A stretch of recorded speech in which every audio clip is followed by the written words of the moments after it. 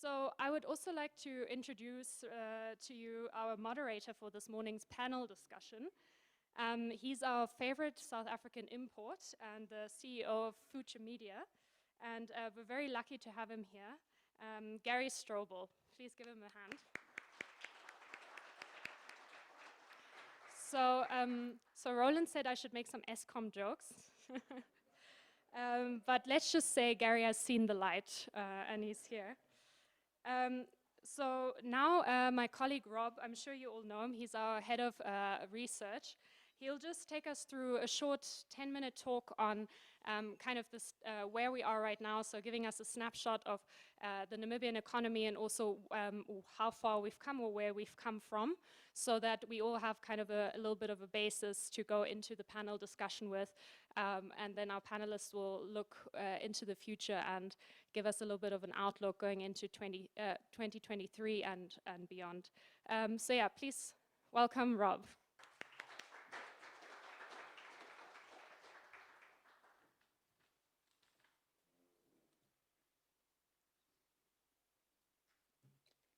Yeah, good morning and welcome everyone.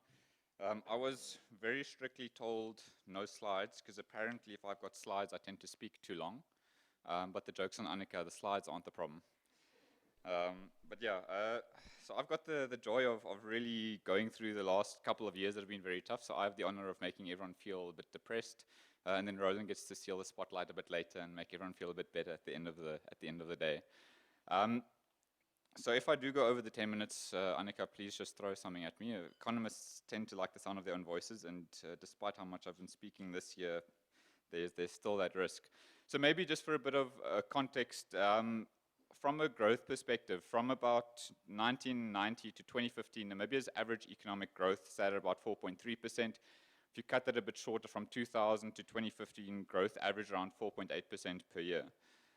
From 2015 to 2021, growth averaged minus 1%. So we had effectively no growth from 2016 to 2019, that massive COVID shock with the large contraction in 2020, and then a slight recovery around 2.7% last year, the best growth that we'd had since 2015, but still miles below the long-term average.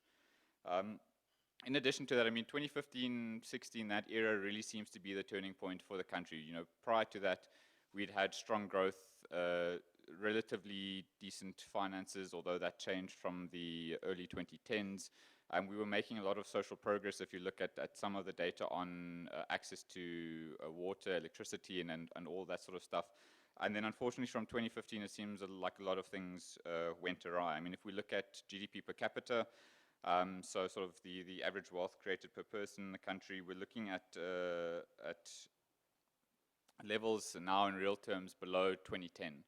And so there's been a massive regression over the last couple of years. A lot of the progress we'd made up until 2015 had been lost very rapidly. And that era, as I mentioned, really seems to be the turning point. I mean, if we look at GDP growth in various sectors or output in various sectors, the mining sector and manufacturing are both in real terms about 10% lower now, 7% lower now than they were 10 years ago.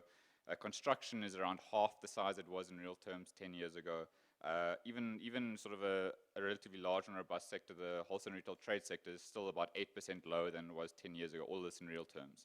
And so you can see we've come through a very rough period. We've lost a lot of progress that had been made over the first sort of 25 years of independence. Unemployment remains a major challenge. I mean, we don't have the officially high 2008 unemployment numbers at the moment, but we also haven't had a labor force survey since 2017. And so it's very difficult to keep track of what's going on. I mean, if you look at most of the data we have available, sort of your vital economic and socioeconomic data, most of that is from about 2015-16 at the latest. And so it's very difficult to have an idea of what's truly happening on the ground and to make policy to address that accurately without actually having an idea of the numbers as they stand today. Maybe just for context from a socioeconomic perspective, over the last 20 years, the number of shacks across the country have grown by nearly 300%. So the number of households living in shacks stood at about 33,000 20 years ago. It's now standing at over 125,000. And so we've been building shacks a lot faster than we've been building formal housing for people in this country as well. And again, that 2015-16 era really seems to be the turning point. If we look at it from a growth perspective, 2015 was the last year we had some decent growth, sitting around 4.3%. That was also the era that government sort of started running into a lot of real trouble from a fiscal perspective. So we were running some small budget surpluses in the mid to late 2000s, and from there decided to start spending a lot more than we were earning. Government started running these larger deficits. We borrowed money both domestically and the Eurobonds and on the JSE to try and afford all of the spending to increase the size and the salaries of the civil service and similar. And in 2015, things came to a massive halt. We had a revenue shock as SACA revenue didn't live up to expectations, and government's hand was forced to try and cut expenditure to some extent and run larger and larger deficits. So we were sitting with deficits averaging over $9 billion per annum from around 2013 up until about 2019. And then obviously we had the massive deficits during the COVID era as government reacted to that. And so we had government that had been trying to spend more than was earning, suddenly had a massive revenue shock and government withdrew from the economy. At the same time, or around the same time, we had the oil price crash, which saw Angolans withdraw from the Namibian economy. And in addition to that, we had a host of bad policy that started coming to the fore as well. We had things like NEPA and NEF, which also then started an investment, almost sort of revolt. And that really led into these 5 or 6 years of really, really poor growth that we'd been seeing. And so things do seem quite dark and dismal. You know, the last few years have been very tough, especially on the average Namibian. But things haven't been all that bad, and this is something the rest of the panel will be speaking about more, but we have seen a few small positive changes so far. Mr. Malango will spend more time on it, but mining exploration spend last year was the highest that it had been since 2012. And that was also after some bad policy that was introduced in 2015 had been done away with in around 2017, 2018. And so you started to see money flowing back into that space. Namibian politics, for once, had become very exciting in this era as well. So prior to 2019, your elections always seemed like a foregone conclusion. We knew exactly what would happen and by what margin. But since 2019, things have shifted quite rapidly. And many people seem to tie it solely to things like the fish rot corruption scandal, but that's really not the case. If you look at some of the more frequent data, for instance, trust in government and trust in the president and similar, you can see that unsurprisingly, or maybe surprising to many people, voters were actually quite rational. And you could see that support was dropping prior to 2019. In the 2015, 16, 17 era, as the economy slowed, as unemployment worsened, as things became worse for the average Namibian, political support started waning then already. And it's just that things like fish rot coming to the fore are just the straw that broke the camel's back, rather. And so for once, I mean, at least from an economist's perspective, politics is something exciting to look at and consider in this country. I don't just have to follow the South Africans and the scandals going on there every week, it seems. And more recently, we've also seen a bit of a shift from a tax perspective. So in the last couple of budgets over the last 6, 7, 8 years, there's always been talk about more taxes, more policy to look at this. And in our most recent budget, or rather earlier this year, we saw the idea of some of these new taxes being put on hold or done away with.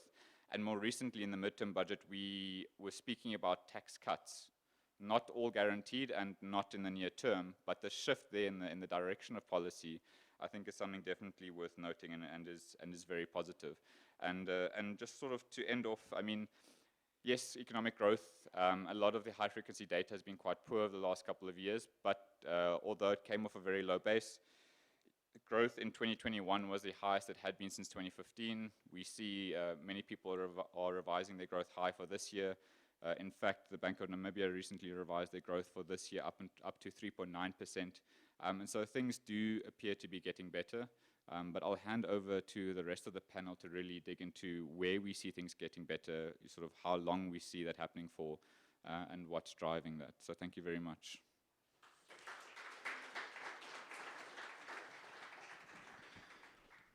So my job, like those of many of my colleagues in the media, is to make sure that the truth must come out and to hold our panelists to some sort of account for the questions that I'm sure will be in your minds through the course of our panel discussion.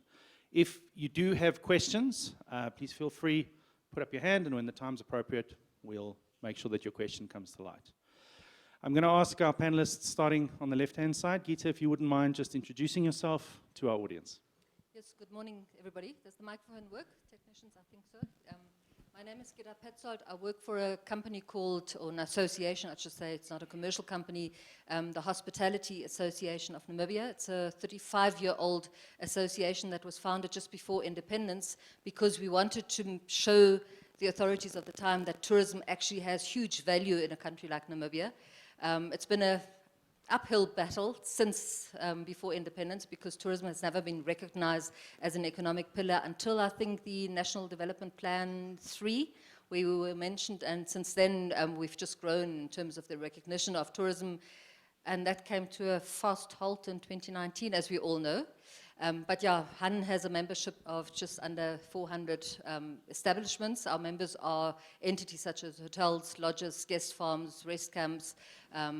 We represent some 7,500 rooms or 15,000 beds in this country. So it's a voluntary organization. Not everybody is part of HAN, but the tourism industry is a large one. Namibia Tourism Board has a law which compels every tourism-related business to register with the NTB, both for regulation purposes and then generic marketing. And we, as the private sector organization, are there as basically as a gatekeeper and as a lobbyist for tourism to be recognized as an economic powerhouse, which we're hoping to get to and are on a good track to reach again. Thanks. Good morning, everybody. My name is Veston Malango from the Chamber of Mines of Namibia. I don't think the mining industry needs any introduction here, other than saying the organization as a chamber, we've been around since 1969, and basically all the former mines that you can name are members of the Chamber of Mines, so we are a very strong body. Thank you. I'm Rowland Brown. I'm afraid I can't compete in terms of length of tenure in my position, but I'm from Cirrus. We started Cirrus 6 years ago, so we're not quite, don't quite have the same credentials just yet. I'm an economist by training, a financial economist by practice, and over the last sort of 2 years or so, I've become a glorified HR specialist. Yes. First of all, good morning. My name is Dennis Zekveld.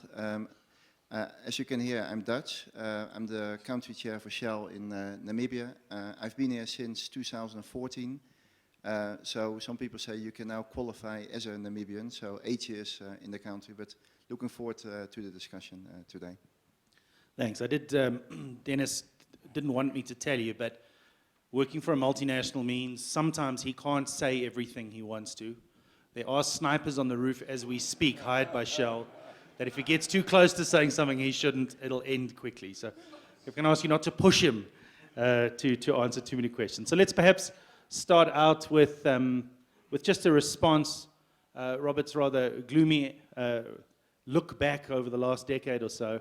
I think it's clear that a little bit like one of those Red Bull videos we get distributed on WhatsApp, we've fallen out of the plane and we are going down quickly. But it does look like the parachute might have come out, and maybe we'll have some fun on the way down. So Gitta, just perhaps a response to what Robert said. We have representatives from obviously different sectors here today. From the tourism sector, COVID clearly had an enormous impact. But has your experience over the last decade or so been reflected by what Robert has said? Yeah, definitely. As I said in the beginning, we had sort of a steady growth since at independence, where we established tourism as an economic pillar. We've grown. Namibia currently is still very much in the hands of our central source market, that is Central Europe. So you would see that the German-speaking European countries are our mainstay. They are bread and butter for tourism at the moment. But since about 2010, 2011, 2012, we started reaching out with a minuscule budget, because that's one of the key problems that tourism has. We don't actually have budget.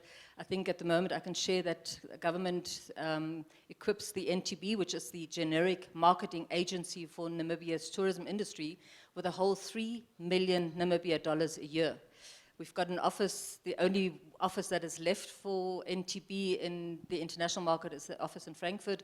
And you are economists, if you convert the 3 million Namibia dollars into euros, you know, it gets you nowhere. But we do have partners in the industry that have voluntarily taken Namibia by the hand. One of the big sort of impetuses that we had in the early 2010s, 2012s was our drive to grow Namibia as a destination in other source markets, mainly the Americas. We had the big Adventure Travel World Summit that took place here in 2013. That sort of put us on the map, but we only realize now, 10 years later, that the seeds that we planted there, and we did a lot of efforts to fly in Asians from those source markets to make them experience Namibia, to have Namibia grow on them, and that's usually what happens in tourism. We see the spin-offs now. So obviously we had steady growth in tourism. Our best year was 2017, so we didn't feel the slump. Even the World Economic Crisis in 2009-10, yes, we felt it a little bit in 2011, but speaking to some of the tour operators, they said, Gitta, some of the people that have money, those multimillionaires, yes, they may have lost $1 million or $2 million, but they still traveled. And the sort of exclusive market that Namibia has is the one that carried us through. Yes, we've grown. Our middle market segment has also grown exponentially since the 2010s, 2012s. But the financial sort of power in tourism here in Namibia is still the exclusive market, and that didn't shiver when the economic crisis hit. Our best year was 2017. We all knew what happened in 2019. Our 2019 figures were wonderful, and we had a lot of hope for 2020. All the plans were in place, and then our planning sheet was just ripped from us. So 2020 to 22, well, I should say 2021 is a period that we have actually just, you know, it feels like a bad dream now. We had an occupancy, for instance, and that's why I think I'm invited here. Han does monthly occupancies for room and bed occupancies. That is about the only statistic that we currently have. Yes, I know the NSA is counting tourism in terms of hotel and restaurant performance. Our occupancy in 2020, I think, was something like 6.9%. We multiplied that by 4, I think, in then 2021 with a very concerted tourism recovery program that was spearheaded by the Ministry of Environment, Forestry and Tourism. We reached some 35% in 21, which already was very encouraging. And this year we've just boomed. I mean, our current year, we didn't expect us to recover as fast as we did. We're currently just under 80% of where we were in 2019, so 80% back to normality. Which many of the people in 2020 said we wouldn't reach before 2025. So Namibia, thanks to also the will of government and the taking hands of government and the private sector to recover tourism, has worked for us. We are on a good track, and what is very, very positive to see is that we also now get huge interest from other markets. I've just come back from a tourism fair in Kasane where there were 100 buyers from across the world, from even Mexico and Chile, and the South and Central American markets are showing huge interest in Namibia, which we didn't think of. So there's huge potential, and I think we can look forward to a very positive development going forward. All right, we'll dig into that shortly. Veston, when we sat outside and introduced ourselves to each other, you said if it wasn't for mining, we wouldn't be here. Clearly, COVID had the opposite effect for many in the mining sector. Perhaps just your experience over the last decade or so, and perhaps just response to some of what Robert's shared with us. Yeah, sure, thank you. Yes, I did mention that certainly we are still standing because mining was there. Rowland, in your marketing of this event, you are talking of green shoots after a long winter. There was no winter for mining, that much I can say. Perhaps I would say we had a cool breeze. Yes, we lost people.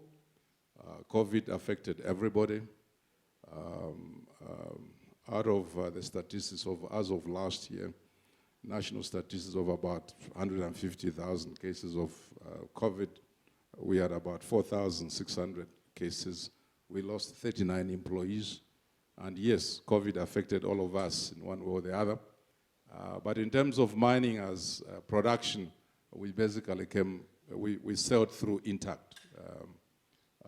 And in fact, we even came out actually stronger in the sense that I would say the green shoots, we actually saw them in 2020 itself, in the midst of COVID, when the Minister of Finance finally announced that the non-deductibility tax fiasco, was put to bed.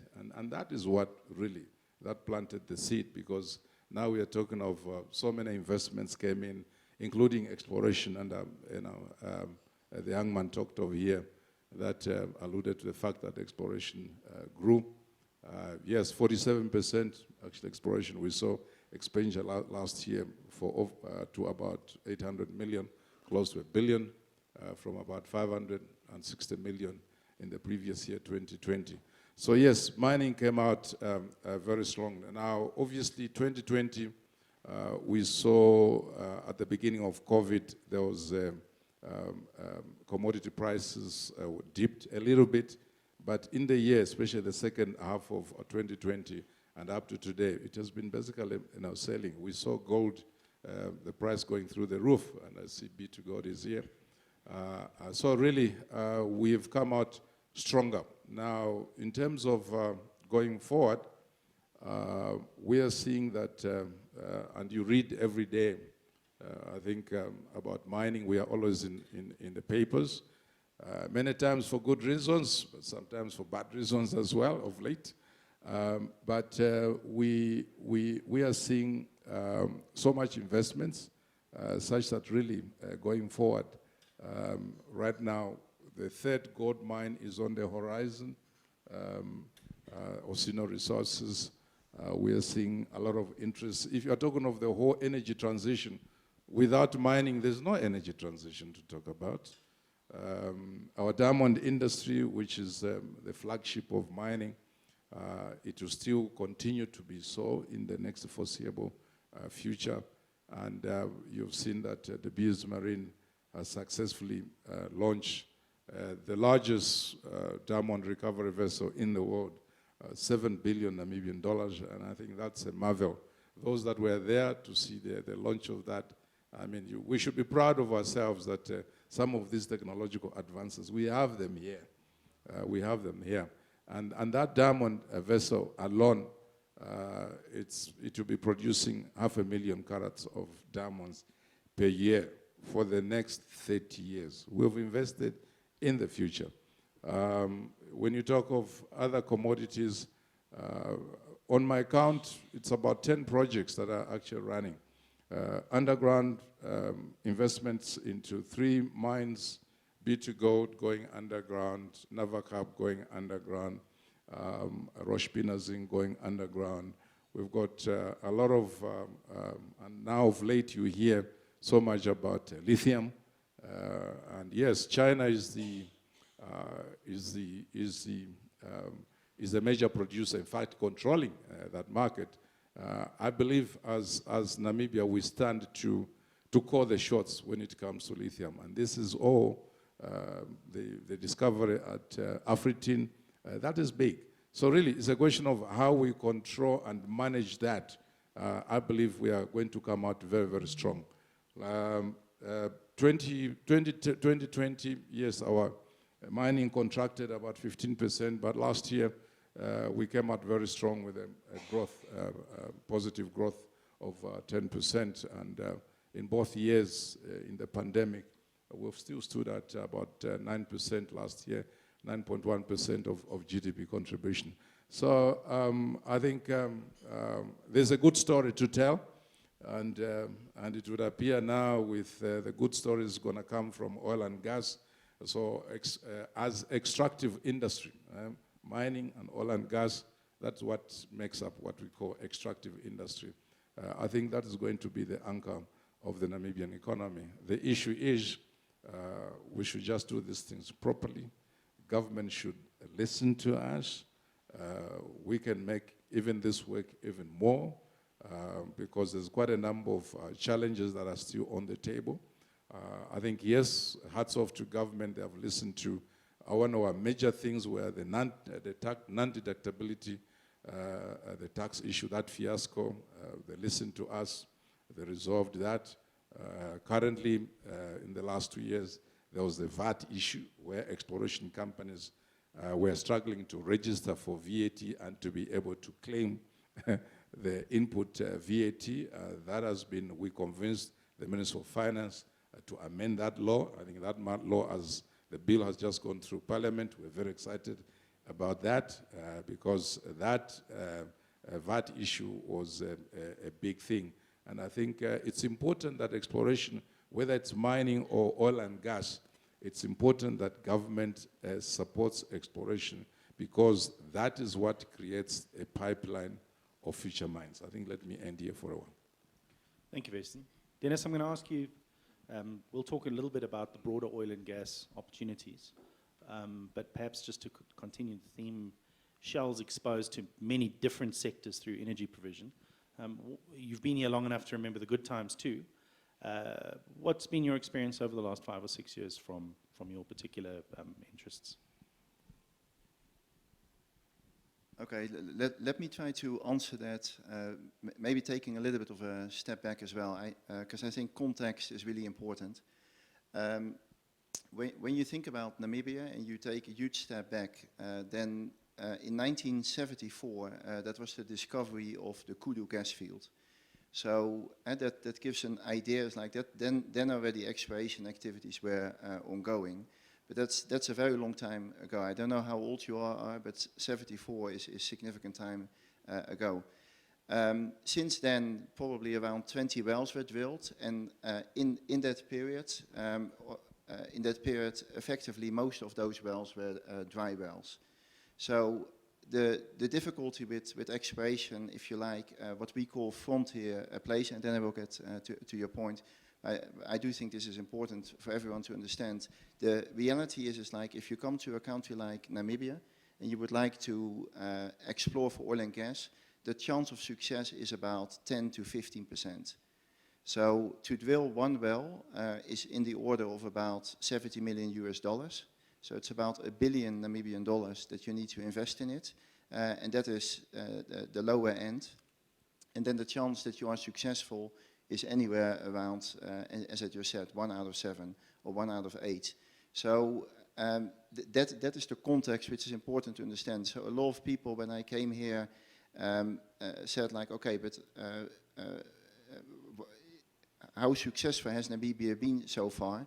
And the answer is actually they had been very successful because they were able to attract those investors to Namibia. Now, to bring it to Shell then, we came here in 2014, as I just mentioned. In 2014 was the time that most of the companies had left Namibia. So there were a number of dry holes, and those companies decided that they said, okay, it's no longer working, we have to move on. I think it was only literally a handful of companies that were still present. I think during my time, you had Repsol, I think, drilled a well, you had Tullow, Chariot, you had maybe one or two others, but that was it. So to answer your question, like it's been really a challenging time for Namibia. But if I reflect back on the last 5 years, it's been a tremendous exciting part actually, and I give credit to that very similar to what Veston was saying, actually to Namibians. It's not always, it's the policy that's really important. And if you get the policy wrong, especially things like VAT or some really important parameters, then you really have a problem. But the reality is like Namibians were able to attract not only companies like Shell, but also Total, also ExxonMobil, also the really big, large international oil companies or energy companies, and recently Chevron. So I've been active in the, as vice chair in the industry association, so I did it for 4 years. And there you really try to get to that point that you say, okay, how can we work together as government, as society, and everyone together to make sure that this is sustainable? And indeed, very much aligned with what Veston was saying. So it has been a good 5 years, but these things take time. To give you an idea, we started as Shell, we started our first seismic operations in 2014. I still remember going to Luderitz, which was my first visit, which was a fantastic experience. And I arrived then, just maybe on a slightly lighter note, And I was clearly very naive. So I was based in Houston, I was coming to Namibia, didn't know too much about Namibia. And I called the Avis line, went to the website, and I said like, okay, I'm coming to Luderitz, can I rent a car? And the lady said, yeah, no problem. I said, what kind of cars do you have? And she said, we have a blue and a red one. Yeah? Yeah? And that's literally what she said. And I thought she made a joke. Yeah? So I said like, okay, but anyway, as you can see, I like blue better than red. So I said, okay, let's go for the blue one. But that just gave you an idea. It's like that's how it all started. But we did the seismic operations. Then we decided to do further seismic activities in 2018 and 19. But the fact of the matter is, the reason why I mention it, is not just like we didn't do anything for the next 3 years. This was a tremendous amount of work that was being done. So we probably had 10, 20 people working this for multiple years. And only all of that, it's like most things in life, nothing comes free. You have to work hard, and the same for the policies, you need to make sure it is in place. But the good news is like, I would certainly say Namibia created that enabling environment. But the most important part I would say is, Namibia is a lot about, but you all know this, is a lot about individuals. So what I find is like, yes, you can have all the policies in the world, but if you do what you say you do, and you have a high integrity and people know where you stand, you always get there. And that's always what I say to our executives. Of course, you would love to have all the right policies in place. And yes, you do need that. And especially if you're going to get into multi-billion-dollar US dollar investments, you need to have it all in place. But the reality still is like, my experience in Namibia has been, Namibians are extremely pragmatic. So pragmatic doesn't mean that you just do someone a favor, not at all. But they are pragmatic, so as long as you have the same objective, which I believe we have, you always get there. So my experience has certainly been over the last 5 or 8 years very positive. Thank you, Dennis. So Rowland, let's take a look forward. Your job is to help us navigate the future. We're sitting today, we had Robert come and tell us what's wrong. What's exciting to you as you go to work? There's obviously a number of sectors, key sectors that aren't represented on the stage today. We're not trying to speak to every business sector, but what excites you the most when you look forward over the next 5 to 10 years about where those green shoots are going to come from? Thanks a lot. I thought we agreed you weren't going to call me excitable, but okay. Not something I'm accused of very often. I think the panel that we have today, I think Dennis is looking forward to his holiday or something, because he's much more cheerful than when I usually see him in his office, and he's pulling his hair out about something. But I think that the panel we have today represents a chunk of what we see as kind of positive starting to develop in the economy at the moment. And I think we can sort of strip it down into 2 key areas. So we've got some sort of cyclical growth recovery coming out of COVID, and I think that we see with tourism specifically, where there's a very definite sort of cyclical recovery, and we're starting to see a return to where many of the key sectors of the economy were pre-COVID. And that's good. That's obviously something that we need, and that is good for a resurgence in government revenue and similar.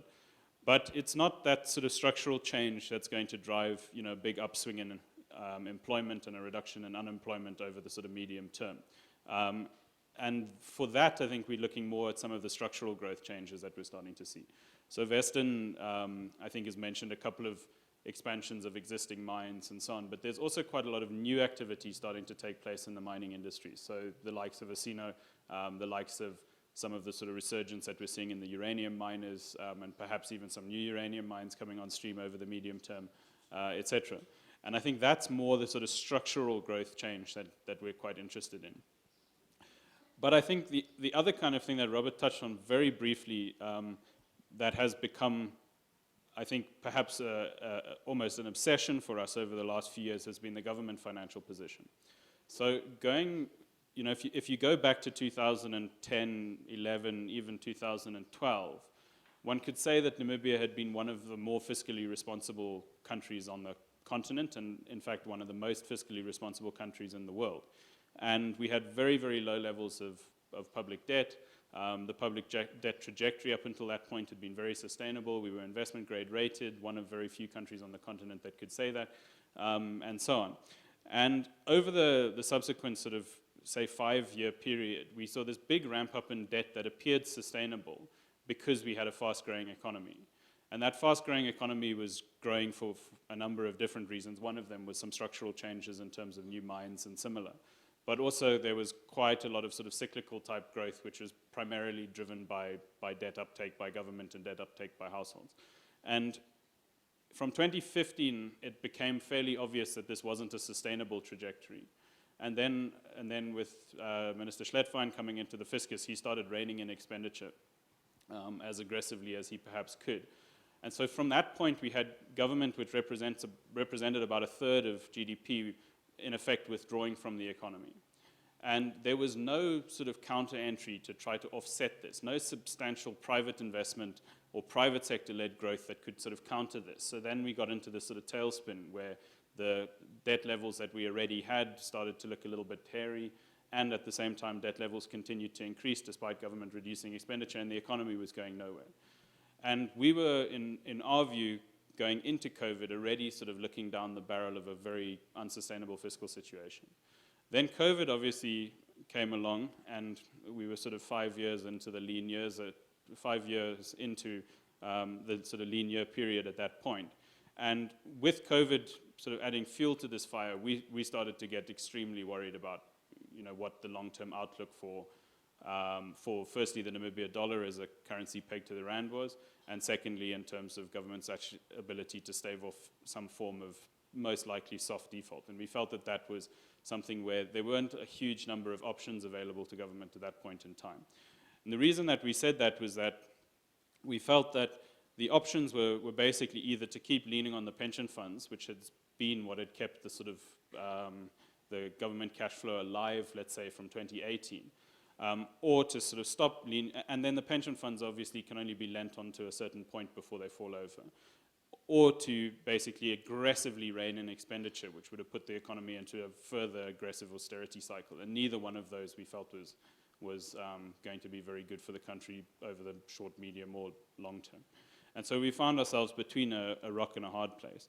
Now, with what we've seen over the last year or so, but particularly through the course of this year, we've seen this very radical change with regards to sentiment, firstly, and secondly, with regards to some of the sort of potential long-term structural outlook for the economy. So some of this is linked to mining, but I think a huge portion of this is linked to the oil and gas space.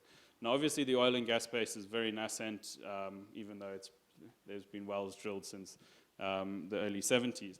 The actual development of this into any type of production, which is still uncertain, is still very nascent, but just that sentiment lift that seems to go with this idea that there is now some kind of light in the tunnel that's, you know, less likely to be a trend than was the case before, I think is certainly starting to come through in the numbers, and you're starting to see the sentiment driving things like property prices starting to bottom out and stabilize, and many, many other things.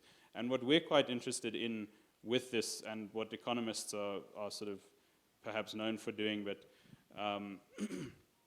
the way that we tend to analyze things is through the delta or through the marginal, so the change or the marginal. And if you look at the marginal changes needed in order to stabilize an economy of this size and start it growing again is actually relatively small. And I think that that's what we're starting to see happening at the moment. And if you continue the story of the fiscal situation, in the mid-year budget, so the forecasts, I think, in the mid-year budget for revenue are probably a little bit aggressive still, and the forecasts for expenditure are a little bit, lax, or a little bit not perhaps cautious enough, let's say. But the bottom line is that we're starting to see government's borrowing requirements contracting for the first time in a very, very long time, where government is now actually looking at needing to borrow not just less than the previous year, but less than their previous forecast as well. And that delta, that change, I think, is far more significant than a lot of people realize. And strangely enough, for perhaps being right for the wrong reasons, I think that we may well see material recovery in what we previously thought were quite risky assets that the pension funds had been required to buy over the next few years, and very, very strong improvement in pension fund returns as a result of that. But I think I'll leave it there. Gitta, let's often tourism is a bit of a canary in the cage for many aspects of of the economy, and people travel for any number of reasons. Looking forward, as you must, with regards to trying to inform government policy, what excites you most about what's going to happen, that you think might happen, that will have the biggest impact on your sector?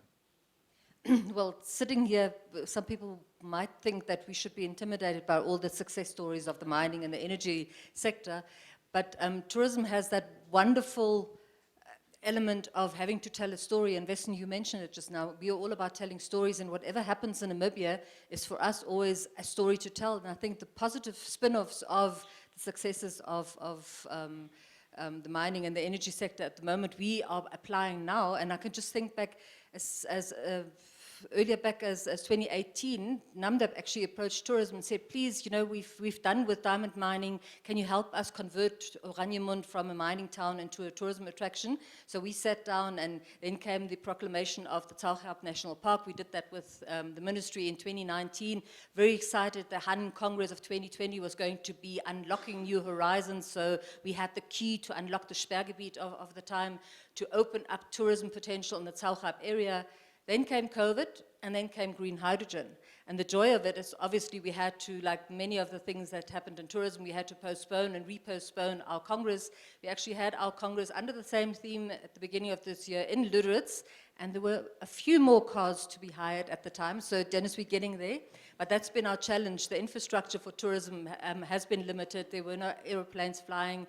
And we have actually come together with the mining sector at the time to say, please, NAMDAP needs cars and planes to fly into Lüderitz and Oranjemund. So please fly Namibia, open up those routes. We actually did similar exercises with the uranium industry in 2010, when we in tourism got very worried when government kept on giving out these exploration rights to more and more uranium mining companies. We said, hey, this is our playing field. The moon landscape was our tourism backyard, and we sold it as, you know, that experience, come to Namibia and you actually feel like going to the moon. And all of a sudden we were confronted with developments in that area. And we had a beautiful, we at the time also had a congress down in Swakopmund together with the mining industry. And it was a marriage of inconvenience where we said, you know, this is our country as totality. Dennis, you said Namibians are very pragmatic, so we made the best of the good story. We actually had the mining companies resurface and develop new routes to the Welwitschia, because they said, and I can mention here Bannerman mining, a mine that has been exploring since 2010, I think, and they still haven't got any commercial goings, because the exploration, like Dennis said, sometimes takes 10 or 12 years. But Bannerman mining has become so committed to tourism and the conservation aspect of it that we're actually benefiting, and those are the kind of stories that we want to take into the future, to say we as Namibians are all joined by this wonderful country that we have, and we need to share its assets. And I think the beauty of it is that the more development takes place, irrespective of whether it looks controversial in terms of the conservation, very often we also get accused of not being too outspoken about the Recon Africas and the diggings of holes. What we're very worried about at the moment is what happens in the Kalahari and the uranium leaching. That's another story. But all the other stories, such as green hydrogen, is for us a positive story to tell. So while we develop, and yes, we want to stake our claims in terms of identifying new attractions, because Namibia is very lucky. We get a lot of repeated tourists that have seen the Etoshapan, they've seen Sossusvlei, and there are more and more developments now, the Tauchap and its succulent uniqueness that we have in that area that we need to develop. And there are huge opportunities and potential that we, together with the mining industry, so we'll lean on the infrastructure that is being developed in those areas. And we got promises by the preferred bidder for green hydrogen and Tauchap to say, yes, whatever infrastructure we put in place, it will be of multiple use. So we in tourism can also use it. I believe in Oranjemund the same development is happening, because obviously, Veston mentioned it, new technology has made diamond mining even more lucrative now in Namibia, and they're talking 40 years from now, where in 2018 they said we're done with diamond mining. But we can make work of it, and the more that we work together, we see that the diamond mining industry is also pushing for flights into Oranjemund, flights into Lüderitz, and who benefits most? It's the tourism industry as well. So we actually leverage on the development that is happening. We don't see mining as a competition. We actually see it as an impetus for us in Namibia to grow together. And I think that's the joy. And the story that we tell is that we can do it together, because we are one Namibia. And be it mining, be it fishing, be it tourism, we have one economy to push forward, and we can do it together. So Gitta, just a very brief follow-up. That does mean, though, that the tourism sector will change shape. We've largely been based on ultra-high-end luxury lodges in the middle of nowhere. While mines might very often be in the middle of nowhere, they're generally not in the prettiest places. So that does require almost a reinvestment in the sector to develop different kinds of travel opportunities, because a lot of it now might be business-related or medium to long-term as opposed to short-term stays in lodges. Do you feel that investment is sitting ready to be made to allow that transition? Well, Gary, if we compare ourselves to Botswana, Namibia has actually had that investment already since the early 2010. Namibia already moved away from that very luxurious, exclusive lodges in the outskirts to investing in middle market. You saw the huge investment that went into NWR, but you also saw the groups Gondwana setting up camp in terms of, they actually started with middle market lodges first and now have recategorized themselves. So they built exclusive lodges on the one side, but they've also got glamping, and not only Gondwana. Namibia is very well established in terms of a diversity of tourism products in the field. To the extent that when we had this tourism travel show now in Botswana, the Americans were quite amazed to see the diversity and the infrastructure that was in place in Namibia. They weren't aware of it. We got one of the comments by the Americans to say, yes, but you'll have difficulty entering the American market because you look too cheap. So, Americans that come here usually, or that come to the Southern African market, they go to Botswana, they go to these very high-end exclusive lodges, of which Namibia has quite a few beautiful ones as well. But we already have, for the last 10 years at least, offered the diversity. So even when Namibians come to me and say, yeah, Gitta, but we see on Instagram all these beautiful lodges, and COVID made it possible for us to travel to these lodges, but what is Han going to do to keep those prices so low that we can afford to? I said, well, I as a Namibian also can't go into a shop at Spar to say, please, I can only afford $50 for a pound of butter, so I don't want to pay the $70. Namibia has that diversity already. So if you can't afford the big SUV, go for the sedan car, for instance, and Namibia has that diversity. Having said that, we see that the most lucrative market still remains our exclusive market, and Namibia being what Namibia is in terms of our infrastructure, we already saw this year that the uptake in especially the self-drive market has already had a severe impact on our road infrastructure, especially to the Sossusvleis, especially in our national park in Etosha. So there is a limit as to the impact and exposure that we can put on the Namibian geographical infrastructure. And I'm told that our most lucrative market and the most sensible market for Namibia to push is the exclusive market, because it's then, high value but low impact, and that's what we need to go after. But we've got the mix already. Veston, you mentioned lithium as an example of a new resource that might be exploited. We've seen, I actually read an article last week about copper reworkings, new technologies that might mean that the dumps can be reworked again. Copper, we know there's worldwide shortages projected for that. We've seen a rise in gold and a reinterest and reopening of some mines in other sectors. Are there new areas of exploration or new things that we think are going to come through this mining sector? That's my first question. And the second question is, mining doesn't operate in a vacuum. It requires an enabling environment for that to happen. That includes government policy. It includes foreign investment. It includes stability, safety, security, world commodity prices. Are you excited about the next 5 to 10 years, and what needs to be true for us to really to reach our potential in the space? No, absolutely. I think in the next 5, 10 years, sorry, I think we are looking to good times. Normally, Steve is there. Steve is always reminding me that I'm generally very optimistic. But I think for good reasons, really. When things are good, let's call a spade a spade. When things are bad, they're bad. When we negotiate with government, we don't really go there to sugarcoat. This microphone is not so good. This is much better. We don't really go to sugarcoat things. We tell it, it's a spade a spade. In the field of exploration, lots of things are happening, as I mentioned. We are likely going to see at least 2 uranium mines coming up, because the Deep Yellow, Reptile Uranium, the Tumas project, right now and throughout the COVID pandemic, actually, we see that they were pushing for heavy drilling, DFS going on, and I think they're concluding on that. We've seen Bannerman, somebody you mentioned Bannerman, and thanks for your kind words. That shows we are working together. Bannerman has just concluded their pre-feasibility study on the Tango 8, and we see that as a mine coming very shortly. Langer Heinrich, which was mothballed, they have already announced that they're coming back, restart.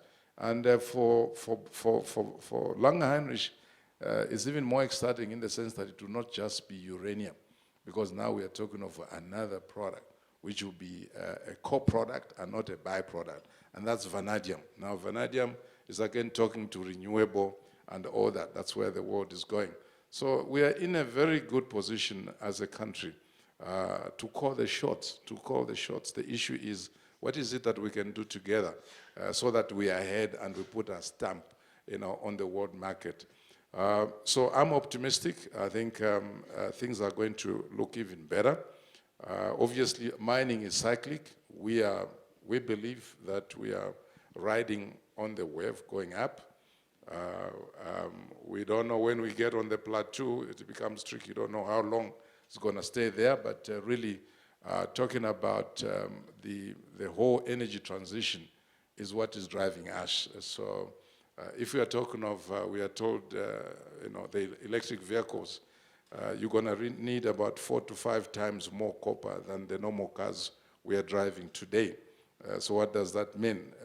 When Biden administration came into power, they were talking about 1.3 trillion infrastructure bill. I think they got it through. And I heard Biden announcing that they don't want the electric vehicles to be manufactured in China anymore, but they want the American companies to manufacture that in the US and create, create jobs there. But then when you talk of that fundamental, I think all of us, we've seen in the Groove Mall, there's a charging station there for the electric vehicles. Now you are talking of putting infrastructure for charging, like we have filling station, the whole country, in the US and of course the rest of the world. How much copper do you need that? I mean, so we are privileged.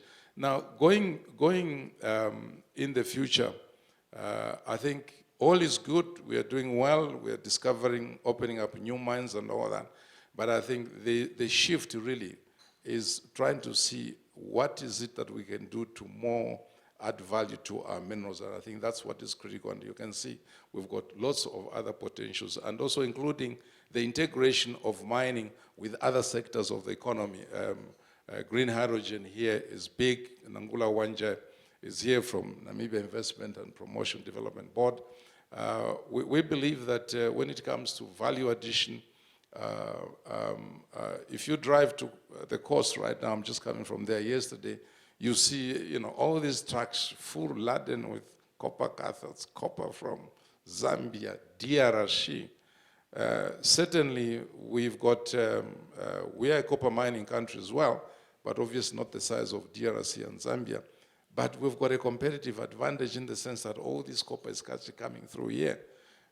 I believe, and certainly at the Chamber, we are driving that agenda, that we can actually have other investors. This is where Nangula, you come in. Please promote us there. Let's get other investors, other than looking at the current mining companies themselves, to be able to put up copper fabrication plants to manufacture electric cables, electric motors. No, we do not have the current industry. They do not have the technology and the manpower to do that. So you need another set of investors, and that's where we rely on you, Nangula. We need, because now the issue is always, no, there's the economies of scale is not there. And we are saying, we've got all this copper that comes from interior. We can actually tap into that. And by the way, this discussion of actually having a regional value addition facility, it's a discussion we are also having as chambers of mines in the SADC region. So when I talk to my colleagues, my counterpart in DRC, in Zambia, that's the discussion we are talking about. So if Nangula, you get us investors, and then they say, no, but there isn't enough from Namibia, we can talk, I talk to my colleagues, and they can talk to their industries and convince them that part of that doesn't go outside, to Europe. It stays in Namibia and it goes into such a plant. Why am I saying this? Is because look at us as Namibia. First gold mine, Navahab, we used to fly that gold bullion to Switzerland for refining. Without the law, we changed that ourselves and started flying the gold bullion to the Rand refinery in South Africa for further refining. B2 Gold came on stream, we are doing the same. Now we are talking of the third gold mine coming on board of Sino Resources. It's going to be all, we're talking the same. So we support a local value addition facility in the region in form of a Rand refinery. Obviously, government tells us, but every gold mine should have a refinery. It won't work because now you can imagine the South African industry, the gold mining industry, that's the largest in Africa. You've only got one gold refiner. So the margins are low, so you need volumes. But with that, as a region, we rather support a facility within the region other than taking that to Switzerland. We've done that without legislation. And I'm saying we can still do that when it comes to copper fabrication. I'll give another classic example. This is much more hints to Nangula. The two countries, DRC and Zambia, beginning of this year, they signed an agreement. Again, because the world is going green, transitional to green economy. They have signed an agreement to be producing the batteries, for electric vehicles. And that project is big between the two countries. They say, we would rather have those batteries manufactured in the two regions. And I'm told they're making a lot of progress. So really, we've also got, we can call the shots here. And again, it comes back to still more to lithium. Lithium, yes, there's a big outcry. It's going raw material and all that. We are actually looking at, and we are pushing that at the chamber. We should actually have, even as far as actually producing these batteries coming from the lithium, produce the powder, and then it ends up into a capacitor that what goes into your mobile phones and the laptops and all that. So really, we've got that opportunity. So I'm not just talking of just mining as it is. I'm looking at the integration of mining with other sectors of the economy and be able to actually have opportunities to do more value addition. But for that, please, let's not accuse the current industry as not doing that. It doesn't work, and I should remind you, Rowland, government put so much pressure on NAMDEP to do cutting and polishing of diamonds. That's not their competency. And of course, under duress, we had that plant in Okahanja opened. What's the story today? It's a failed project. But let's get other investors who are capable of doing that. It's going to work. Let me stop here. Thank you, Veston. Dennis, I'm going to ask you, because it's been an extraordinary year for the energy sector from a Namibian perspective. Big fines out off the coast of Swakopmund. We've seen recently fines announced just outside Angola, just outside, 350 k's off the shore. Memorandum of understanding signed in the week between the two countries.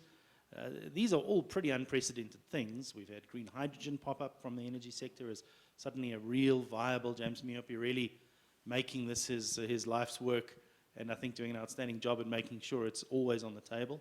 And of course, gas has always been a part of the mix.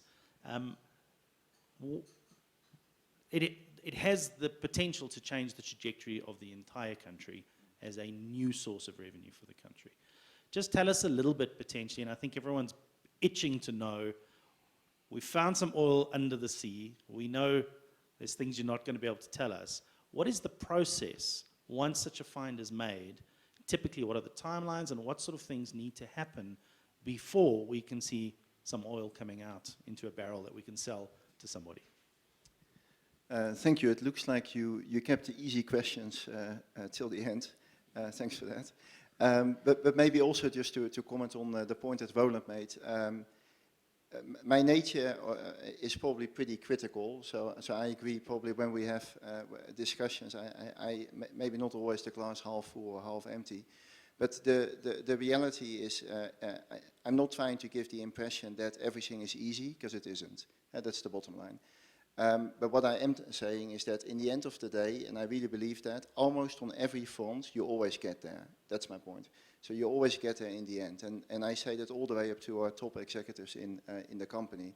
Yeah? Yes, some things have been challenging, some regulations or legislations or draft, etc. that came out. But in the end of the day, and sometimes, yes, it takes time, but you always get there in the end. And I do believe, and you mentioned Ms. Nangula is a good example, is like that establishing that function, establishing, promoting investment, people coming to our office and asking us, like, where can we help you with? What are your bottlenecks, etc. That's unprecedented. I've been with Shell for 22 years now. I lived in 7 different countries. And I can tell you what I see, especially the last few years happening, is really, really very positive. But that doesn't mean, again, it's never black and white. That doesn't mean it is easy. But it means like we, as long as you have the same goal and the same objective, then you typically get there. But to answer your question, just a couple of things. Maybe starting with, yes, is it exciting times? As the Honourable Minister Tom Albiendo always said, is it exciting? Yeah, of course, it's extremely exciting. I remember when I was here the first time in 2014, we had a meeting at State House, and then we had a discussion there with a number of officials, and the question was asked, do you think that an oil and gas discovery could be a game changer for the country? And our answer was, yes, it could. It really could be a game changer. It won't happen overnight, but the question then always about, okay, how can you make sure that it happens in such a way that it actually is going to be beneficial for the country and hopefully beneficial for the region. But the core has to be the country. That is the main thing. And how do you then manage expectations, and how do you get to a point that you do it in a responsible manner? And clearly my view, and I'm biased of course, but having the very larger companies in country, that always helps the process. But the bottom line is that since a very long time that there were no discoveries made, in February, so Shell made the first discovery. I know we were always making jokes with other companies like who would be first, but I'm really glad, not because of me, but the reality is like we made the first discovery. But then next door we had Total, and then Total the same month also made a discovery, the Venus discovery. We made the Graf discovery, they made the Venus discovery. So again, look at, my wife is a statistician. No statistician will understand if the chance, relatively speaking, is so low that you can get to these discoveries in the same month. I think the Petroleum Commission then also gave birth. So we said we had 3 discoveries, if you know, we had 3 big events. But the fact of the matter is, then Shell, we went for a back-to-back campaign, which again, our organization is more than 100 years old, and we've never done that ever in any place in the world. So we said normally you take about 12 to 18 months to prepare for a drilling campaign. We said, okay, we have the vessel here, we will make sure we have all the equipment and everything ready, and we're going to go ahead. So in less than a month, which normally takes 12 or 18 months, we were able to get another well drilled, a deep water well drilled. Now again, find me any country in the world where you can do that. That is close to impossible. And the nice thing about that is that the reality is we had to go to different ministries. We asked them for their approvals. We explained why we were doing things. And whatever ministry we were dealing with, they would wish us well.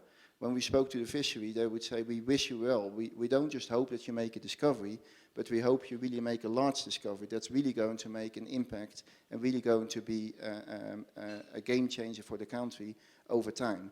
So for me, that sums it up in terms of there is a willingness, and people, as I said before, are as long as you're all going the right direction, in the same direction, you typically get there.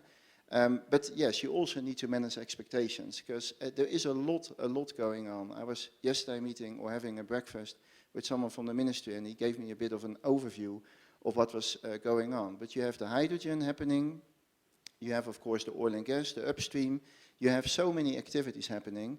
And in Angola, I don't know too much about it, but clearly Angola is a large producing country, and you have your neighbors next door. But Namibia, the reality is, you only have 2.5 million people. That is not a lot. So the question to me is more like, okay, how can you make this not only a success for the fiscus, so ultimately the tax revenues and the royalties, that will come over time, but that is not the whole story. The real story is all about like, how can you build capacity in country, how can you prepare for the future, to give you some idea, like on the drill ship and on the drill vessels, we make sure that we have Namibians as what we call part of the capacity building. So we give them an opportunity. When Schlumberger comes in, or Halliburton, or other companies, or Ortveld, the drilling company, we not tell them, it sounds too strong, but we strongly encourage them, but more or less tell them that we want to make sure that we have Namibians really, really big part of this operation. And they are now, and that fits in what Rowland was saying, setting up offices here in Windhoek, setting offices up in Walvis Bay. So the multiplier effect is already enormous. And of course, you can see it like a mushroom. It's just going to get bigger and bigger. But in terms of the timeline, which is the harder question, maybe let me make 2 points. You start with seismic, which is effectively you're trying to understand, you're looking, are there geological structures below the seabed that may contain oil or gas? Now that takes time, and that's the phase effectively where we've been into between 2014 and 2019-20. In the meantime, we had a partner. That partner then decided to exit Namibia. That had to do with a number of factors, but COVID clearly didn't help. And then since then we got Qatar Energy as a partner, and we have Namco as a partner. So I would say that's almost the dream team. So you have Shell as the operator, you have Qatar Energy, and you have Namco. So the bottom line is we're all extremely committed. You drill an exploration well. Now that is not the end of the story. That's what a lot of people said. I've never had so many contractors and Namibians coming to the office, because I think there is genuinely a lack of understanding of what it means and what indeed the timeline means as well. So to wrap it up, the bottom line is you explore, and then what we call is like you determine or you confirm whether there's a working petroleum system in place. Now, you said, what does it mean? It's like baking a cake. You need certain ingredients to get to a good result. So that you need a number of elements to have in place. Now, once you have established that, in our case, we discovered light oil. Yeah? So that's a very positive thing, because that's a very valuable commodity. So you now have proven a working petroleum system, and you've proven that there is light oil. Now, that in itself doesn't say enough. Yeah? Then you need to go for an appraisal campaign. Yeah? And you see that the same with Total, I believe, that's public knowledge. They're going ahead with an appraisal campaign very soon as well, early next year. And then you're going to establish whether the discovery you have made, so the size of the discovery, but also whether you can make it commercial. So in other words, is the reservoir and the quality of the reservoir, is that good enough? Now all those things you don't necessarily know if you drill one hole 300 kilometers offshore with 2 kilometers of water and another 2 or 3 kilometers of drilling. That's a very, very small hole and very limited data set. So this is a process. This process will take time. Is it exciting? Yes, of course it is exciting, but it takes time. And that is the thing. Now we have partners. Qatar Energy is a good example, but Namco of course the same. And clearly Shell itself, and of course the government. Everyone wants us to move as fast as we can. And that's exactly what we're doing. So we have decided as a joint venture to go ahead with a 3-well campaign. So we're going to drill 3 more wells, 2 exploration wells and 1 appraisal well. And actually the spud date of that most likely will be tomorrow, the 10th of December. So again, the timeline between the first well, it's actually my father's birthday actually today. That was last year, 9th of December. We did graph 1. 2 months later, or 3 months later, in April, we made another discovery, which is La Rona.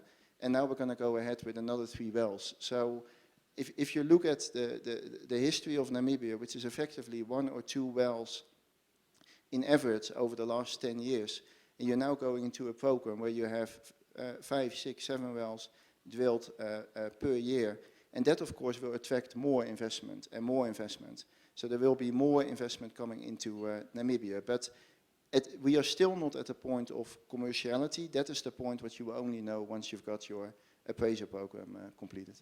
Thank you, Dennis. I'm conscious that we're very nearly out of time, and Rowland, I'd just like to perhaps close off with a broader question.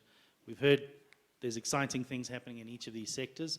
To some extent, there's a lot of interrelatedness. And they don't just pop out of nowhere. They're going to require skills, they require capital investment. I'm sure there's a couple of bankers in the room today drooling at the applications that might start rolling in and the implications of what might be realized over the next couple of decades, from real estate through to equipment imports, through to setting up of whole new industries. But those things aren't going to happen in isolation either. What do you think are the critical aspects that we're going to need to focus on, both in the private sector and in the government sector, to Dennis's point, to make sure we're moving as quickly as we can, because we are late to this party? So I think it's an interesting question to kind of round off on, but the one thing that for us is very interesting around specifically the oil and gas side of things, I think the mining industry we understand a lot better, but I think as a country we've kind of misunderstood the oil and gas space quite badly, both from the perspectives that Dennis has talked about, where, you know, the day that there's oil announced, there's a stampede at his door of people asking if they can fill their car up there and things of that nature. So partly in that sense, partly in terms of the timelines, I think Dennis didn't give an exact number, but I mean, you're talking like absolute minimum 5 years, but you're probably closer to 10. And I think and that's all fine. I think that's all relatively well understood from what Dennis had said for this audience. But what's not that well understood is just how quickly other parts of the economy are responding to this. So I think what you can see in Namibia at the moment is that we're clearly moving out of this sort of classic, or we're clearly moving out of recessionary environment into early phase expansion, which is a sort of perhaps a bit too economicsy a term, but you're moving from sort of contraction into slow growth recovery. And that slow growth recovery tends to mean that you're starting to see investment coming back into the country. You're starting to see some of your sort of high-frequency data improving, a little bit more money being extended to businesses by the banks, things of this nature. But you're not seeing that sort of classic later phase of big upswings in employment and things like that. That tends to come later. And I think we were moving into this early phase recovery kind of slowly at the beginning of the year anyway. But this the oil noises have just put that on steroids. And what we like to try to explain to people is if you take something like the property market in Namibia, the slack that exists in that property market is not that huge, but it's sufficient for it to be contractionary, so to be deflationary. So if you've got, the way to think about this is if you've got a stock of 100 houses available and there's only 99 people that want that, you, the owner of the 100th house, you don't want to be the person sitting with the empty house or the house that doesn't sell. So you start dropping your price. And just the fact that there's one too few people for the number of houses causes that environment to be deflationary.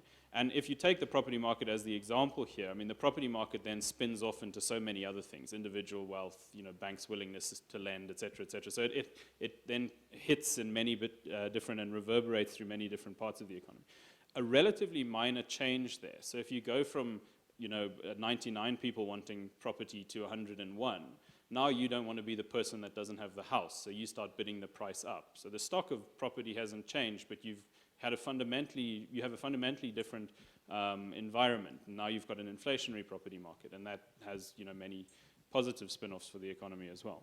And I think that what we're starting to see with the oil and gas stuff already is a lot of that slack coming out of the economy. So a lot of the surplus capacity that did exist in your property market, in your both your residential and your commercial property space is starting to disappear. I think you'll start to see some of the slack come out of the retail space faster than we had previously expected. So previously we thought we're looking at 5+ years before you're really going to see strong resurgence in retail spending. But now it looks like that might be quite a bit quicker than was the case previously. And if you just look at that delta, if you look at that marginal change, the rate of marginal change has been extreme. And if you phone around your friends that have office buildings and things like that around town, you'll find many of them say, suddenly we've got interest in square meterage now. So whether it's Viva Energy and Schlumberger moving in there, or we've actually got BW and Kudu moving into our office and so on. So across town, you're starting to see the slack disappearing from this. And I think one could very easily underestimate just how quickly things are lifting in the economy now. Thank you. I am conscious you've all got other things to do this morning. To our panelists, to Gitta, Veston, Dennis, and Rowland, ladies and gentlemen, can we thank them for their time? I think we can all go on our holidays. Perhaps, and I certainly had a few moments this morning where I thought this is going to be exciting. There's going to be some cool stuff coming. No doubt there will be challenges ahead of us. Nangula, if I can perhaps just reference you for a second. It's unfair, but everyone else did, so I'm going to too. Thank you to you and your team for the outstanding work that's been delivered over the last year or two. We know there will be further challenges ahead, but also, as we've heard today, many, many opportunities that will come up. And we wish you, your team, all the ministries you engage with, all the very best of luck in making sense out of the very high levels of excitement that seem to be dominating what we think about the future. So thank you to you too. And then, ladies and gentlemen, that's it. There are still lots of breakfast outside. There's coffee. The panelists will all be here for a little bit, so you're welcome to come up and perhaps chat, differ, ask a question. Ask Dennis who he thinks is going to win the World Cup. Argentina, obviously. Yeah, yeah. Some questions are better not asked. But we will know tomorrow. Thank you very much, ladies and gentlemen. Thank you.